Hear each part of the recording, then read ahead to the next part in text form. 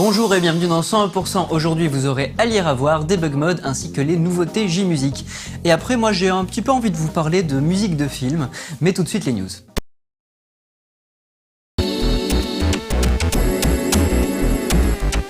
Alors ça fait un petit moment que je vous ai peut-être pas parlé de mon projet, ou en fait si, peut-être je vous en parle trop. Enfin, toujours est-il que j'ai fini mon dessin animé, donc j'ai recouvert ma liberté, je suis redevenu un être humain civilisé et tout. Et là, cette fois, on passe à la musique. Donc du coup, avec le compositeur de musique, on a regardé un petit peu les épisodes et on a discuté de qu'est-ce qu'on voulait, à quel endroit. Et du coup, en fait, il m'a un peu expliqué sa méthode pour décider de ce qu'il fallait. Et moi, j'avais jamais vraiment réfléchi jusque-là, j'y allais un peu au jugé comme j'avais envie. Mais du coup, il avait une méthode un peu plus précise. Et donc, je vais vous l'expliquer un peu et on va principalement parler de 3 points.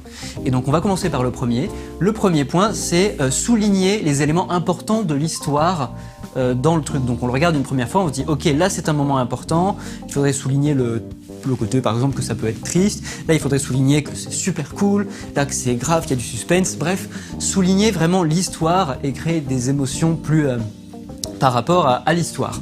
Et donc ça, c'est le premier point, et je vous dis la suite après à lire à voir.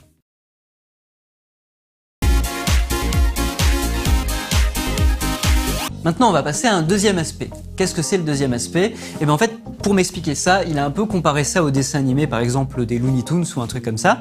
C'est que en fait, tout est souligné par le son dans les Looney Tunes.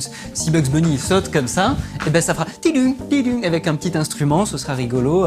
Si Coyote il se fait écraser par un rocher, il y aura peut-être un gros coup de cymbale ou quelque chose comme ça. Bref, tout est souligné par la musique, et la musique a peut-être moins la forme d'une mélodie, mais ça coule tout en ayant toujours l'air de la musique et pas juste des effets sonores avec des instruments.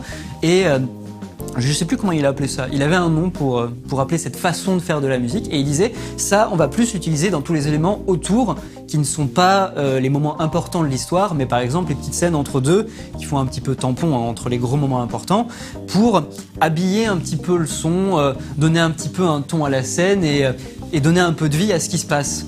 Et ça du coup c'est sa deuxième façon de voir les choses. Une fois qu'il a fait tous les éléments importants de l'histoire, c'est s'attaquer plus à l'image et au suivi de ce qui se passe. Maintenant, on va regarder Debug Mode.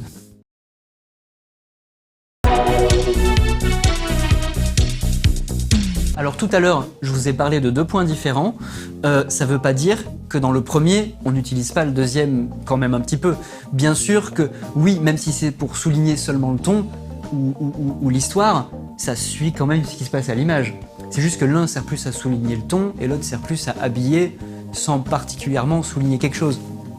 Le truc du coup c'est que il reste un troisième point, parce que là vous vous dites ok on a déjà tout rempli là, les moments où c'est important et les moments où c'est moins important. Et bien en fait ce qu'on va souligner maintenant c'est qu'il y a des endroits où on va pas mettre de musique. Et ça c'est important parce que si tu mets de la musique partout, si t'en enlèves à un endroit, ça se sent en fait. Et du coup n'est-ce pas finalement une musique en soi? Enfin voilà, on va passer aux nouveautés J-Music où là il n'y aura pas de science, il y aura de la musique.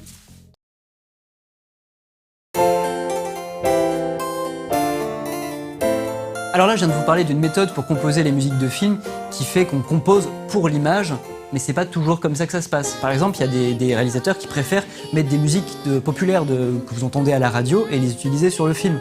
Mais ça, souvent, c'est pensé d'avance et peut-être que même les scènes sont faites en fonction de la musique.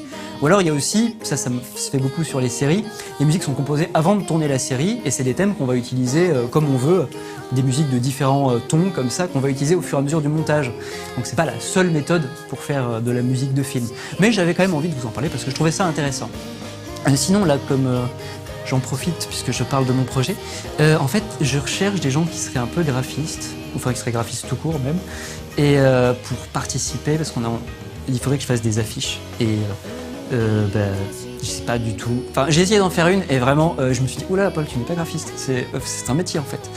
Et voilà. Non, par contre, on n'a pas du tout beaucoup de budget, mais si ça vous intéresse, je serais ravi de vous accueillir sur le projet. Voilà. Merci beaucoup. C'est la fin de ce 100%. Je vous dis à la prochaine fois.